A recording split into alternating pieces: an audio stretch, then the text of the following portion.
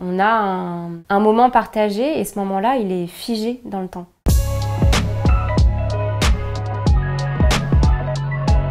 Ça a été un mixte de hasard et d'envie d'entreprendre. Ça faisait quelques années que je souhaitais être à mon compte, que je faisais déjà beaucoup de peinture, de sculpture et que je travaillais les matières.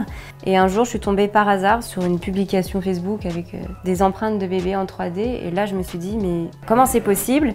Et j'ai été tout de suite piquée par la curiosité. Et puis j'ai été formée à la technique de base de moulage. Au bout d'un an de cumul d'activités entre ma partie salariée dans le commerce et cette activité-là que je lançais, j'ai pu arrêter mon activité de salarié pour mettre vraiment à plein temps dans cette partie-là. J'étais dans le secteur de l'agroalimentaire, alors c'était du commerce pur avec du développement de portefeuille, etc. J'avais fait des études en gestion d'entreprise également, j'ai une licence justement en métier de l'entrepreneuriat. Mais pour le coup, le secteur de l'artisanat d'art est un secteur quand même très spécifique et particulier. On a les mécanismes de base, mais bien sûr que ça demande une adaptation à ce secteur-là qui est bien particulier. C'est un métier très spécifique, très spécialisé, donc on est très peu à l'exercer en France. Le métier de mouleur existe pour la restauration du patrimoine, mais n'existe pas pour le souvenir, la création d'œuvres artistiques, et notamment la spécialisation de le faire sur le corps humain. Ça demande vraiment une attention particulière parce qu'on moule des êtres vivants, qui ont des sentiments, qui ont des besoins, et on doit faire vite. C'est pas comme qu'on doit reproduire une statue où là on a tout le temps nécessaire pour construire notre moule, etc. C'est des moulages qui sont intimes, où on vient toucher le corps de la femme enceinte, mais c'est aussi des moulages intimes lorsqu'on vient mouler un bébé ou même des personnes âgées.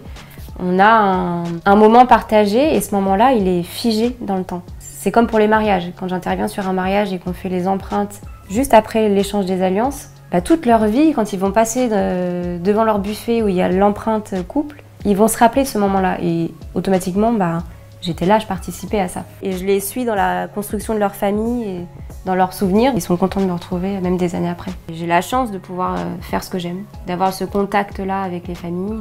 C'est le côté sympa, où il y a du contact, il y a de la vie, etc. Et j'ai mon côté un peu plus solitaire, où je vais venir travailler toute seule sur mes empreintes, être concentrée. C'est aussi un échappatoire pour moi personnellement.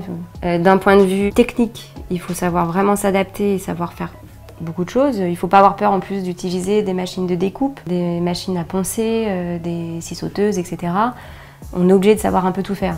Ce label, c'est une distinction. Ça vient aussi récompenser des années de travail, des années de communication également. Donc c'est une fierté d'être reconnu par le conseil départemental et par la chambre des métiers. Il y a des critères qui sont vraiment très spécifiques sur l'aspect transmission de savoir-faire et aussi la dimension éco-responsable de l'entreprise. Il y a un catalogue tarifaire. Les empreintes enfants de 0 à 10 ans, il faut compter pour une empreinte avec support 70 €. Pour 2 empreintes, c'est à partir de 110.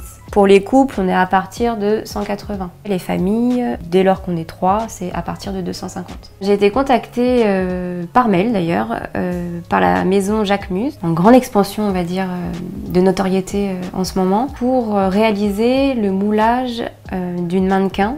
Le but étant de créer un moule sur mesure, en 3 dimensions et surtout en 360 pour pouvoir réaliser le vêtement final du défilé qui est la pièce maîtresse puisque c'est la robe de mariée de la collection. Au départ c'est l'excitation de se dire on me contacte moi, donc c'est toujours gratifiant. En 15 jours tout devait être finalisé, on était en période de Noël. Donc gros challenge, mais grande fierté de l'avoir réalisé, d'avoir pu livrer à temps cette pièce. Il y a d'autres projets qui se profilent encore très intéressants.